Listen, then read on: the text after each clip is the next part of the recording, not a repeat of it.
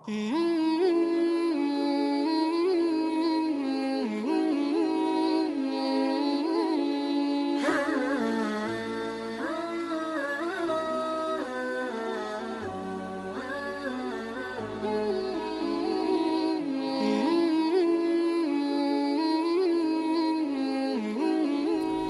ماہیت کا لفظ استعمال ہوتا ہے، استحالہ کا لفظ استعمال ہوتا ہے،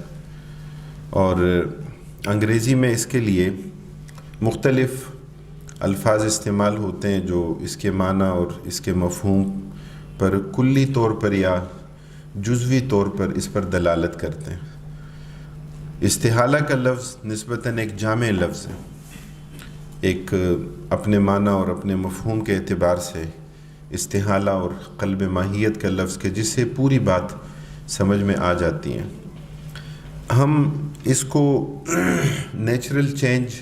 کسی چیز کی ماہیت میں تبدیلی، فزیکل چینج، کسی چیز کی ظاہری حالت کا بدلنا، یا کیمیکل چینج، کسی چیز کی کیمیائی تبدیلی کا مرحلہ، یا جیلیٹن کے حوالے سے جو ہم نے بات ذکر کی تھی، وہاں یہ بات آئی تھی کہ جب ہم ہڈی کے مختلف اجزاء کا تجزیہ کرتے ہیں، اس کو نکالتے ہیں، کیلشیم ہے، فاسفورس ہے، دیگر مختلف اجزاء ہیں یا کولیجن ہے، تو جب ہم اس میں سے ایک جز کو، کولیجن کو نکال کے اس کو اپنے مصرف، اپنے استعمال میں لے کر آتے ہیں اور اس کے لیے اس کو لیکوڈ فارم میں، مائع کی حالت میں لے کے آتے ہیں، پھر اس کے بعد پھر اس کو سکھا کے، تو مطلب اس کو جو کلائن کرنے کا سارا طریقہ ہے اور اس کو چونے کے ساتھ اور تیزاب کے ساتھ اور ہیٹ دینے کے نتیجے میں جتنے بھی مختلف مراحل ہوتے ہیں، تو ان سب کے نتیجے میں بنیادی مقصد یہی ہوتا ہے کہ اس کے تمام اجزاء میں سے صرف ایک جز جو مقصود ہے، کولیجن، اس کو حاصل کرنا اور اس کو اپنے مصرف میں اس کو استعمال کرنا، جس پر ہم نے پہلے بھی بات کی تھی کہ وہ ایک بائنڈنگ ایجنٹ ہے اور اس کا زیادہ تر استعمال اسی مقصد کے لیے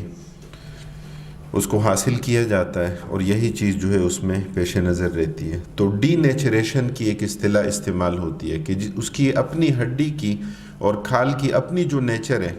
اس نیچر کو توڑ دینا اور اس میں اپنی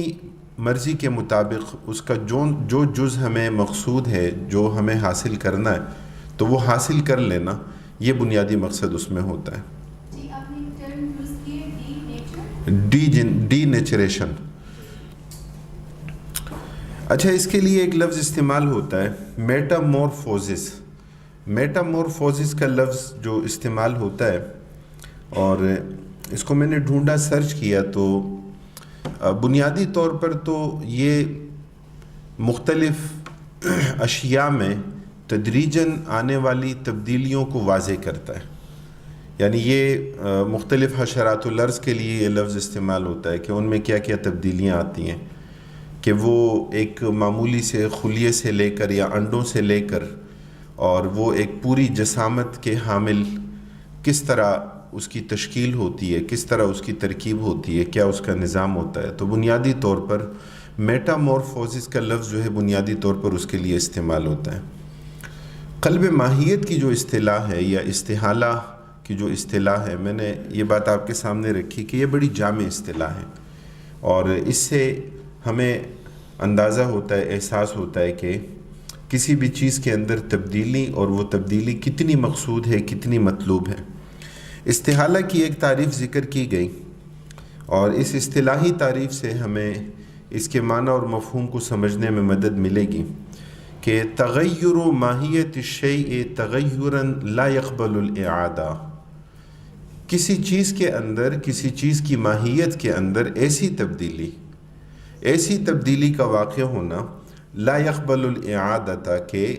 دوبارہ اس کو واپس اپنی حالت پر نہ لایا جا سکے، اس کے اندر وہ تبدیلی واقع ہو جائے اور وہ پھر لوٹ کر واپس اپنی اصل حالت، اپنی پچھلی والی حالت کے مطابق وہ دوبارہ نہ ڈھل سکے، اس کے مطابق وہ دوبارہ نہ جا سکے۔ اسی طرح اس کی تعریف یہ بھی کی جاتی ہے کہ تحول ماہیت الشیء الی ماہیت اخری، تحول ماہیت الشیء الی ماہیت اخری،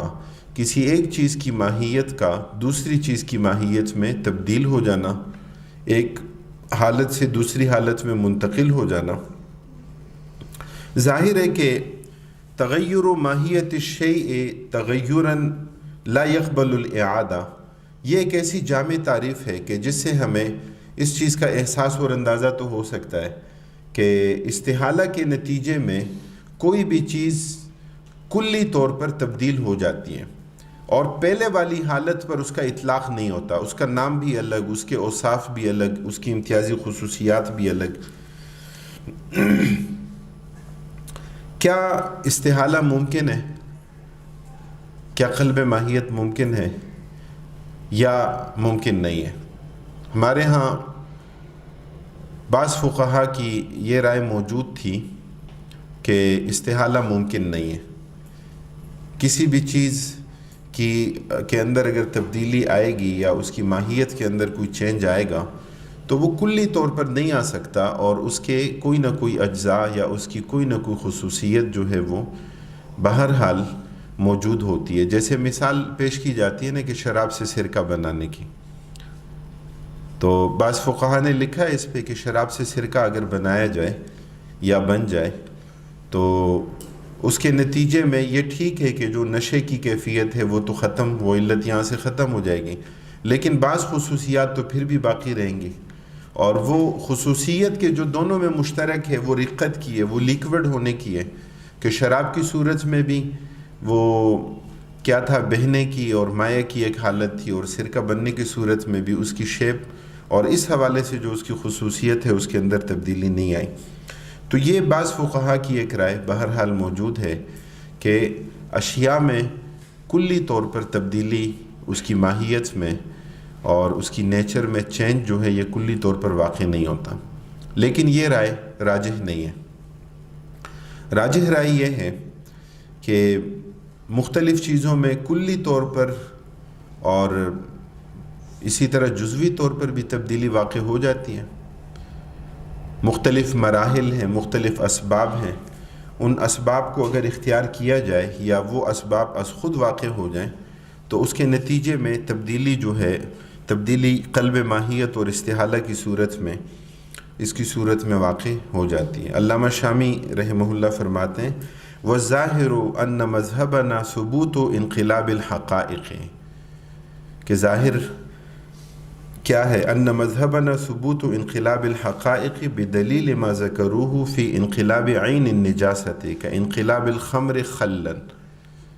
کہ چیزوں میں جو بذات خود وہ چیز ہے، جو متعین وہ چیز ہے، جو عین وہ چیز ہے، تو اس میں تبدیلی واقع ہو جاتی ہے، اور مثال یہاں پر ذکر کی کہ انقلاب الخمر خلن، جس طرح کے شراب کی تبدیلی ہو جاتی ہے کس میں، سرکے میں، والدم مسکن، اور خون جو ہے وہ تبدیل ہو جاتا ہے کس میں، مشک میں۔ تو اس کے علاوہ بھی اور مختلف صورتیں موجود ہیں، تو اس لیے راجح قول اس باب میں یہی ہے کہ استحالہ ممکن ہے، قلب ماہیت ممکن ہے، مختلف چیزوں میں تبدیلی واقع، لیکن بہرحال اس چیز کو ضرور دیکھنا پڑتا ہے کہ کلی طور پر تبدیلی واقع ہوئی ہے یا جزوی طور پر بعض اجزاء میں جو ہے وہ تبدیلی واقع ہوئی ہے۔